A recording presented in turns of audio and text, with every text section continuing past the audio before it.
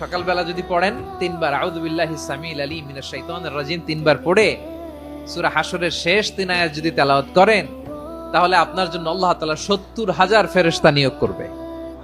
সারা দিন তারা আপনার জন্য মাগফিরাতের দোয়া করবে। আর ওই দিন ইন্তেকাল করলে আল্লাহ তাআলা শহীদ হিসেবে আপনাকে কিয়ামতের দিন দাঁড় করাবে। আবার সন্ধ্যাবেলায় যদি পড়েন, সারা রাতের জন্য 70,000 ফেরেশতা মাগফিরাতের দোয়া করবে। ওই রাতে মারা গেলে শাহাদাতের মৃত্যু নসিব হয়ে যাবে।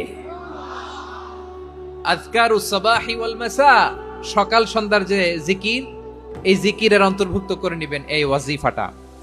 যে হাদিসটা বর্ণনা করলাম সুনানে তিরমিজির হাদিস, যদিও হাদিসটা সনদের দিক থেকে দাঈফ, কিন্তু মুহাদ্দিসিন ইকরাম বলেছেন যেহেতু এটা ফাজাইলুল আমালের হাদিস, এটা পড়ার ক্ষেত্রে কোনো নিষেধাজ্ঞা নাই, এটা পড়া যাবে। সো সকাল সন্ধ্যা যদি সুযোগ হয় এই ওয়াজিফাটা যেন আমরা পড়ি।